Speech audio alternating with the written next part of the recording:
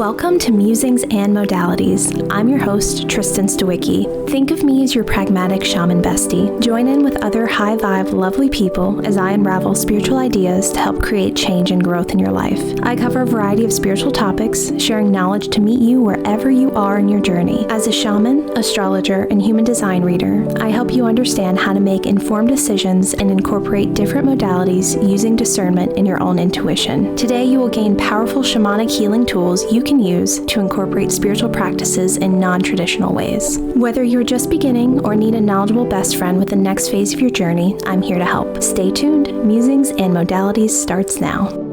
Hi everyone, and welcome to the premiere of Musings and Modalities. I'm Tristen Stawicki, your pragmatic shaman bestie, and for the next 30 minutes, we'll be diving into the topic of why do I care what sign the moon is in? Before I started working with the energy of the moon, I'd go through my days and weeks really pushing myself as much as possible.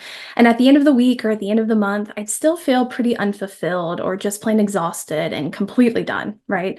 So I was like, there has to be a way I can get done what I need to in my life and in my business and use less of my energy. If the universe has infinite energy, how can I, with love and gratitude, of course, get a piece of that? Like, where is my help? Once I started deepening my understanding and relationship with the moon, following her path through the phases, following her path through the different signs, my world radically shifted and changed for the better. It's really challenging for me to envision how I would become my higher and best self, which many of us are working towards, without the beautiful feminine influence of this celestial body.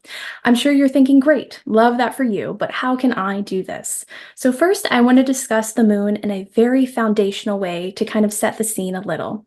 The moon moves through different phases, starting with the new moon, growing until the full moon, and then waning back down in an endless repeating cycle. And we see this, right? We go outside, we look at the moon and stars and see nothing if the moon is dark or maybe a little sliver in the sky, or you see this beautiful, big, bold being lighting up the night. As the moon is getting bigger, then smaller, which is also known as waxing or waning, she's also orbiting the Earth. The moon orbits the Earth around 29 days or so, and during that orbit, she kind of moves through each of the astrological signs. So if you're not familiar with the zodiac or kind of know you're a Leo or your sun sign, that is totally okay. I'm going to break down each of the signs. I want this to work for anyone listening, and everyone is coming with different knowledge, which we celebrate. How beautiful is that? It takes 2.5 days for the moon to move through the 30 degrees of each sign. So you might be familiar with some aspects of this already if you work with the new or full moon energies each month. So as they're called, typically some version of the Virgo new moon or the Pisces full moon. You might be getting out your crystals to charge under the full moon and set your intentions each month during the new moon. If so, great, like you're already working with the moon in such a gorgeous way. Let's just take that a little bit further. And how can we use that knowledge to our advantage? So, the zodiac starts with fiery Aries and ends with watery Pisces. We already experienced the impact and influence of the zodiac through two major ways. Birth charts use your birth time, place, and location to show you where the planets were at your birth and how they influence and guide your life. The second way is going through each year. Our years have seasons. The start of the zodiac is in March around the 20th when Aries season kicks off. As we move through 4 main seasons, we also move through the zodiac. In a future episode, I'll really break this down further and discuss how to work with the main and micro seasons of the zodiac. But for now, I really just want to highlight the influence of the zodiac. Whether or not you're aware of it or consciously working with that energy, it's here, it's hanging out. It might be causing a little mischief sometimes. So we have 12 signs in the zodiac, and each of those signs have an element. There are only 4 elements, which are fire, air, earth, and water. I'm sure you've heard this in passing, right? Cancer is a water sign, Taurus is an earth sign. Each sign gets a little element designation to help group them a little bit more. 12 is kind of a hefty number, so the grouping helps make that a little bit more palatable to understand. The element of a sign is super useful to give clues into the nature of a sign. For instance, if you think about air, the wind comes to mind, music, laughter, talking.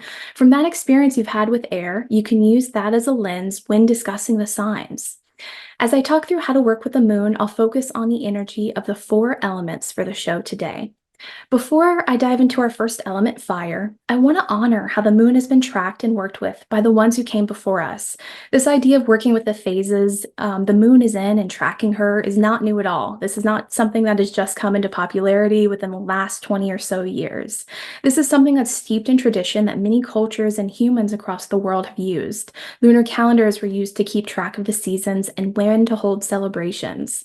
And this is easier than ever, right? There are various apps and websites that can easily show you what sign the moon is in now, a random day in the past, and in the future.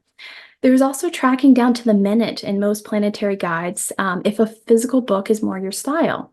This is actually something I've added into my daily routine of looking at the weather for the day, my calendar, and reviewing what's going on with the moon and how she's feeling today. And for me, there are no bad signs, right? There's absolutely nuance and the ability to misinterpret each sign, but there are no bad signs in the zodiac. So to kick us off, let's dive into our vibrant and warm fire signs, which are Aries, Leo, and Sagittarius. So I mentioned the planetary guide I use, which has the track of the moon for 2024. This shows me the phase, the sign the moon is in, and any notable planetary influences. Each month, one of the first things I do is to make note of when the moon is in a fire sign. When the moon is in Aries, I love to start big projects that are risky and a little impulsive. Aries energy is spring starting. The birds are loudly chirping. Colors are starting to show up. There's a freshness to the energy that is palpable. It is the quintessential fresh start, new year, new me energy. It's brave and dynamic and ready to go. We aren't second guessing ourselves. We are just moving forward, and whatever happens along the way isn't my business yet. So if you're watching this live on February 12th, thank you. Hello, welcome.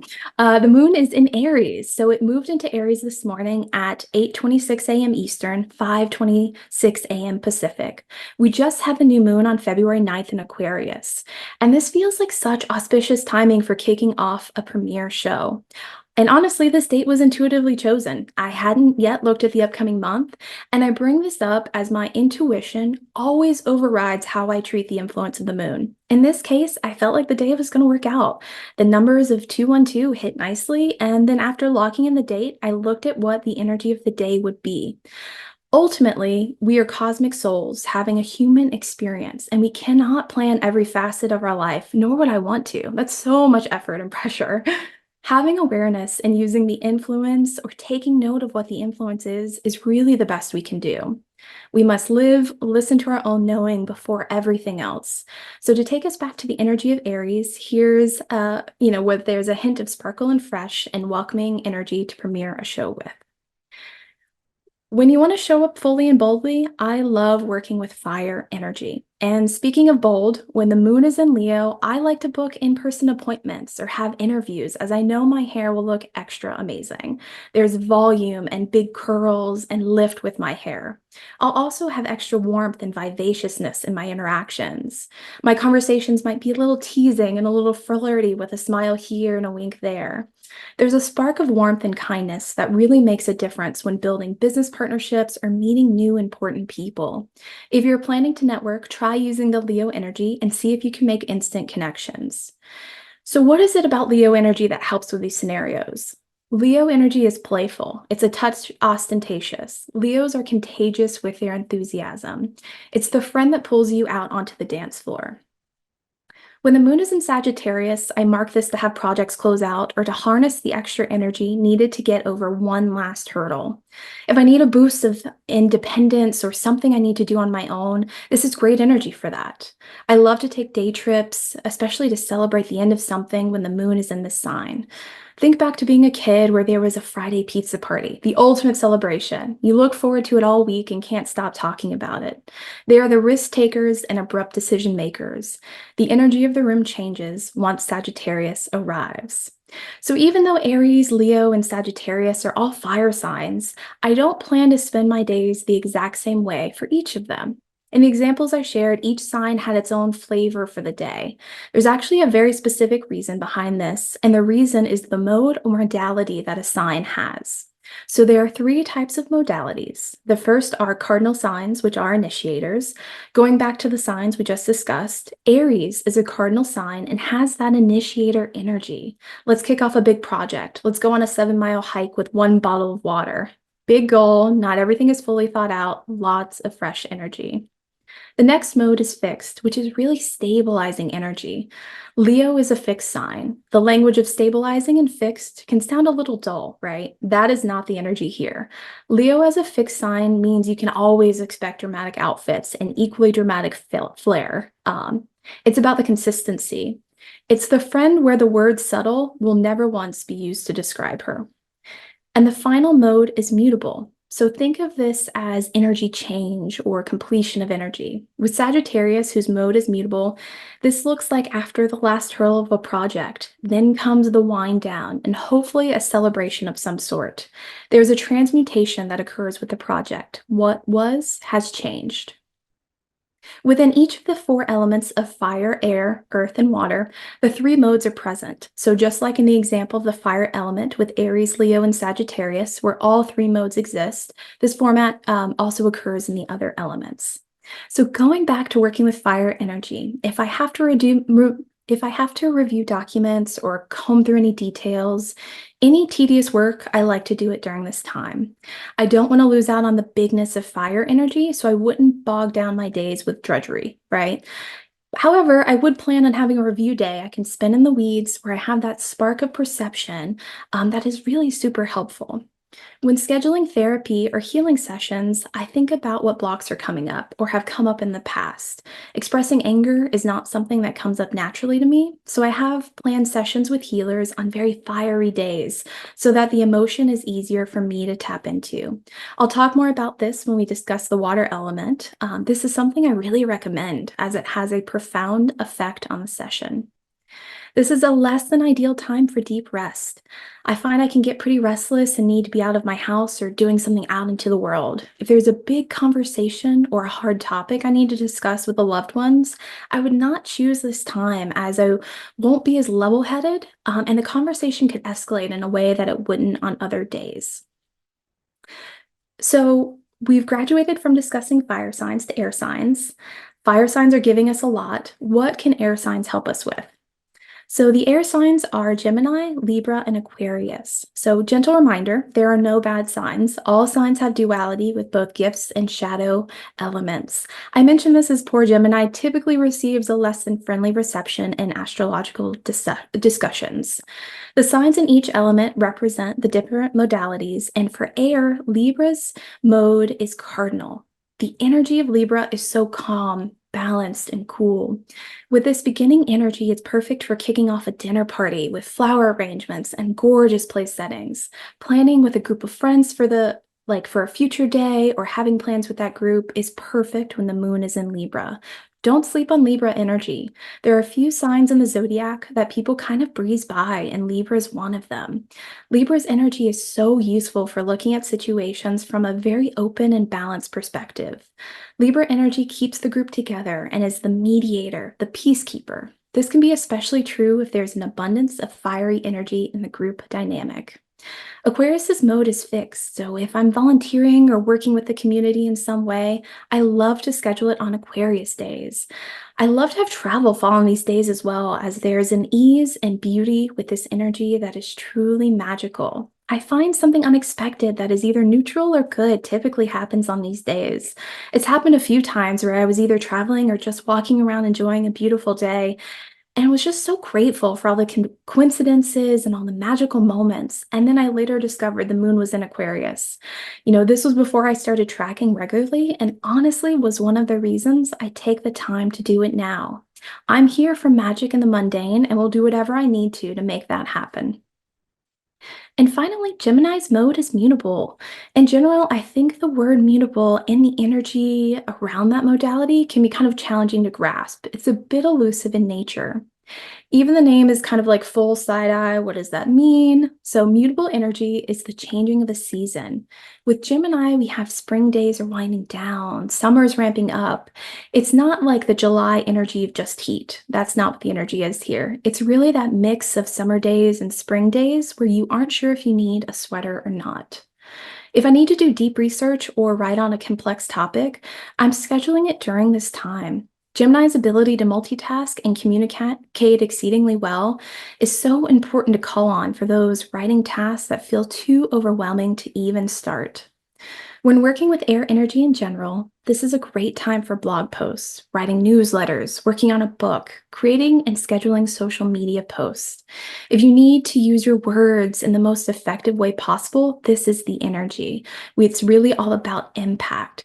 If there's a technical or challenging topic, I'd also schedule it for these days as the ability to share and receive information is so enhanced. This time isn't as helpful for connecting with an extra chatty friend. So if their baseline is already chatty, they will be next level during this time. Same for very fast talkers. I find that the energy can be a little bit harsher under this influence. So fire signs add that warmth and jolt of energy to conversations and projects. Air signs are adding that clarity and the ability to multitask with ease, which is a great time for getting your thoughts down on paper. Just for a quick recap. So I want to go into our earth signs next. So they are Capricorn, Taurus, and Virgo. Capricorn is a cardinal sign. So during this time, I am setting big goals for myself, my career, and my business. How do I take things to the next level? This is the energy of always reaching and climbing the mountain. This is a great time to get into the details of a plan. How exactly am I going to write a book? What is the next logical step to take? Next week, 3 months from now? I'm also reviewing my financial goals, checking how my bank accounts are doing. This is to both reflect on how far I've come and to remind myself where I want to be. If you are someone that does rituals or spell work, I love using the new moon in Capricorn to really set big, lofty money goals in motion. Taurus is a fixed sign, so it's the ultimate expression of stability and being productive. It's a beautiful time to reflect on how I'm connecting to the beauty of my home. Do I love that rug? What's new in home decor that's cozy and luxurious? Is a towel warmer a need or a want? It's about seeing how I can use money to enrich my life and those around me. There's a generosity with Taurus that wants to raise up those around them. Come over. I've prepared amazing food that I want to share with you. And then we have Virgo. So Virgo is a mutable sign. With Virgo energy, I'm reviewing my credit card purchases line by line. Where can I cut spending or adjust my budget? Is my home clean enough? How can I organize my pantry so that I can easily see all my snacks and when they're getting low? I'm using this energy to edit my closet, my home, or just pack up any mess. If there's any mess in my life, just kind of clean it up, fix it. Any place where I've metaphorically or physically closed the closet door, we are opening that up and adding magic back into the space.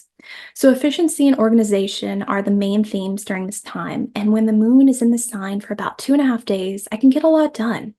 Having that refreshed energy in my home is so vital to keeping me replenished. When the moon is traveling through earth signs, I'm outside and working with plants as much as possible during the day. In the evenings, it's very much at home with a fire and hot cocoa. This is a less than ideal time for major change or pivots unless it's with work or money related, right? The energy isn't impulsive and it's pretty consistent overall, so I wouldn't recommend learning something new or trying to get out of a rut with this energy, mostly because there are plenty of opportunities other days for those things. So for a quick recap, Earth is green, money is green. No, non-jokingly, when working with Earth energy, I find it vital to spend time in nature and to connect with the Earth.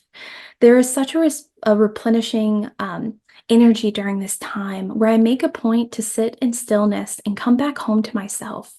If you're someone that wants to meditate or sit quietly and you aren't sure how to make that happen, I love to use grounding energy on these days.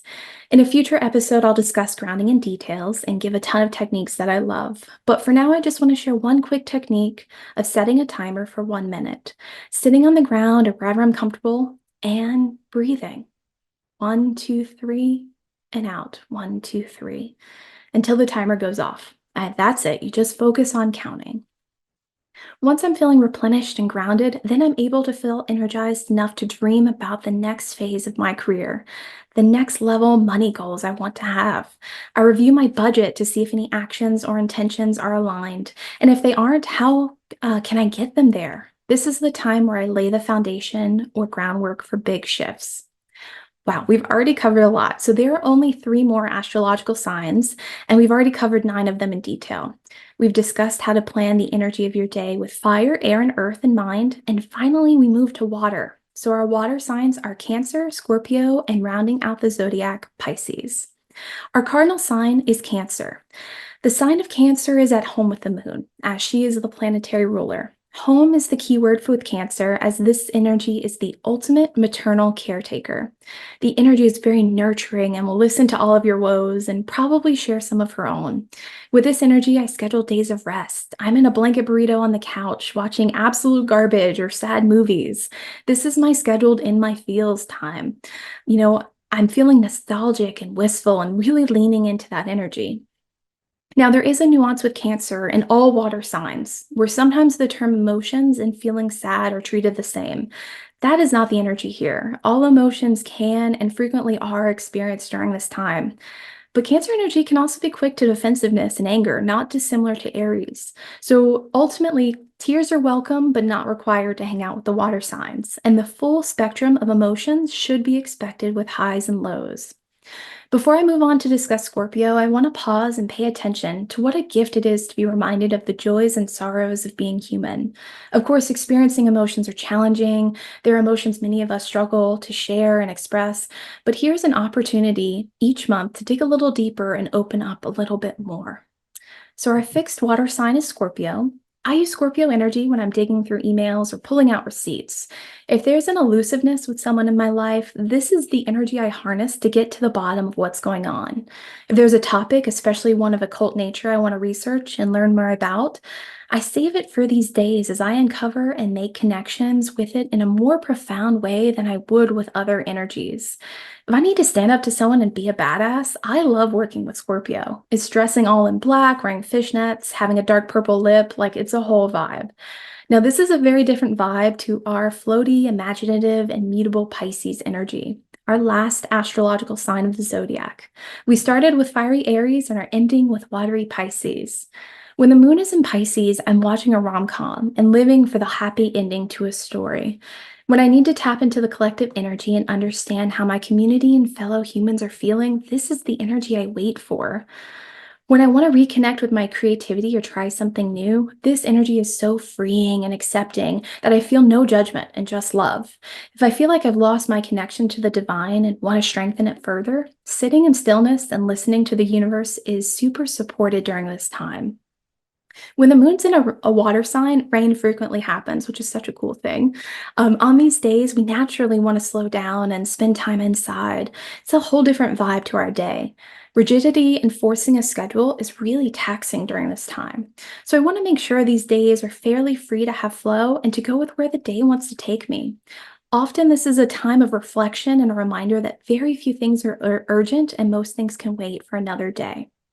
If I write a vulnerable post, I would plan to share it publicly when the moon is in a water sign, as the collective is much more open to receiving and reconnecting with that level of vulnerability.